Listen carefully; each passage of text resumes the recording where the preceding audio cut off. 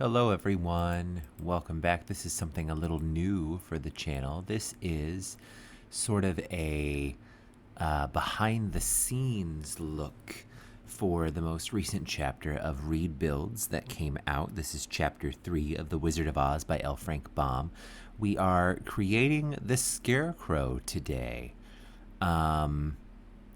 And essentially what I was trying to do was to, well, for one, not use CC. As you may have seen if you watched chapter 3 of the building and the audiobook portion, I did end up making a CC myself for the Yellow Brick Road, which is just a recolor of an existing swatch of a brick terrain paint from the game. But I tried to not do that for the purposes of making Sims. And of course, largely, this is a build-centered channel, but I did make characters, and as someone who has been really big into the Oz series since I was a child, I was trying to make this sim look as much like the original illustrations as I could, but still put like my own tiny bit of a spin on it. You can see here, this is actually Patchy's hat, Patchy the Scarecrow from the Seasons pack, and I'm kind of playing back and forth with available face paints we have in the game. We do have this, like, Scarecrow-esque face paint, so it was just a matter of deciding what shade to make the actual, like, skin tone of the paint, and then what color to make the skin tone of the sim itself to sort of get it to blend well. I couldn't decide like how dark I wanted the sim's skin to be, since he is, or at least his face is, a burlap sack. So, or at least, you know, that's how he is described narratively. And he is also described as wearing pretty much entirely blue. And you can see I kind of had a little trouble here getting the face paint to stay one set of color, because I would try to adjust it just a little to try to, you know, make it more opaque or less opaque to blend better with the skin tone, and then sort of ran into trouble. I also wanted to make him blonde as far as hair goes, so that the eyebrows kind of look like straw or hay poking through the burlap. And here you can see I'm going through all of the options, sorting by blue, to see if I have anything that I think looks Scarecrow-esque and also, you know, covers enough of the actual skin of the sim to where you could realistically believe he is a scarecrow.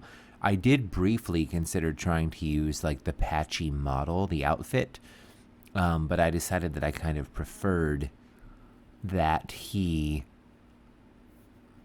you know, be a full-bodied sim, and then sort of like adjusting the fitness settings to make him like a little rounder. I played around with it quite a bit, but you can eventually see the one I settled on, which is sort of this like quilted coat from Cottage Living. But I did try with this outfit for a little bit, but I already used this outfit for several of the Munchkins, I believe, that I made, which I don't have footage of them, which is kind of hilarious, because I think I've made like at least 8 Munchkins by now.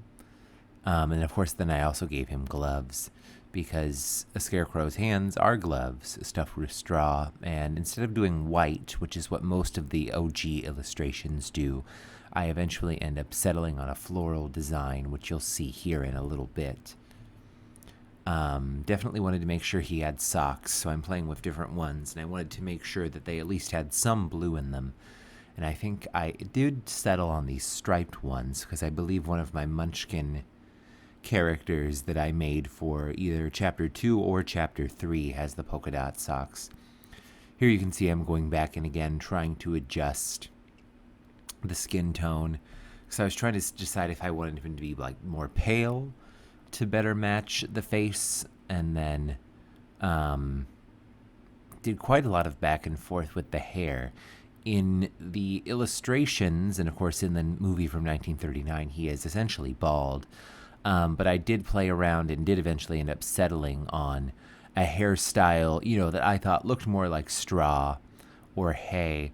Some of them, you can see like the different options I tried, like really made me think of how the Scarecrow is designed in like The Wiz or in like the Amazon Prime series Lost in Oz. If any of you have seen that, the Scarecrow definitely has like that more like sort of bushy, kind of like a shaggy sort of look to him with his hair. And I did consider those for a while, but the original art by John R. Neal from, the early 1900 through 1910 just really holds a special place in my heart. So I didn't deviate away too much. But he does eventually end up having those sort of short little dreads that do kind of look like hay or straw, these right here. Although I did really consider a couple of those other ones because he does look good with them. And then I had to decide like how much we were leaning into the fact that his face was supposed to be painted on, so making the actual nose larger or smaller, and then adjusting the size of the lips and different kind of eye shades. He does end up having this blue eyeshadow, which I think is kind of fun. And then here I am playing with bandanas to go around his neck, because he is usually illustrated as having like a neck bandana, and this also helps because it covers up the neck a little more and makes it a little more believable. I think that his head is just a sack atop, a stuffed suit of clothes. And then I had to play around with how large his head was. It ends up being, I think, a little bit bigger than even is shown here in this video, because I did end up going back in to edit him once or twice while I was building all of the Chapter 3 lot, which is so large, 64 by 64. And I think it turned out well, but it took a lot of time, and I think almost took too much time to where some of the footage was almost too fast, and I had to cut out a lot to fit the narration that I recorded, because Chapter 3, I think, was only about 13 minutes long, narration-wise. And apparently at this point, I was still trying to decide if he was going to have that, like, bunchy hay hair, but I did still ultimately decide on the short dreads, because you can see him for a hot second at the end, and maybe during the build footage of Chapter 3. I'm going to try to get a few more close-ups, cinematic-wise, of him and the rest of what we call the Fab Four. That sim at the beginning that you saw before I started editing this, I thought might be our Cowardly Lion at one point in time, but I've decided I do think I want him to be like a pet. Of course, cats, we don't really have any that look super lion-y. He's probably going to end up being a dog that I've seen on the gallery. I've actually downloaded one that I will give some credit to once we get to the chapter with the Cowardly Lion.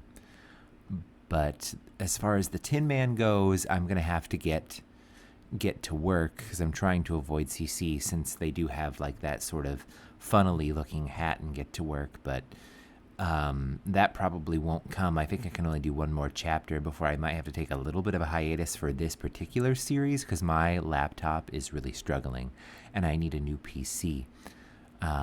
Considered starting a GoFundMe, but it seems a little needy. But we're about done, so I will let you guys go, and I appreciate you. Hope you have a great day. And if you guys get the chance, please do go ahead and like and subscribe. I might try to do a few more of these behind-the-scene videos in the future, just so you guys have some content between chapters in the Read Build series. I'm also going to try to intermittently put some non-Read Build Wizard of Oz content up. I've just been a little busy. As you guys know, I do acting here in the Chicago area, and I am in the midst of Shakespeare rehearsals right now. But gonna try my best. Might try to see if I can suck a little more life out of this corporate laptop turned gaming computer before I have to bite the bullet and purchase a new PC. But thanks so much for your guys' support of the channel. I appreciate you. Hope to spend more time in Oz with you soon. Bye-bye.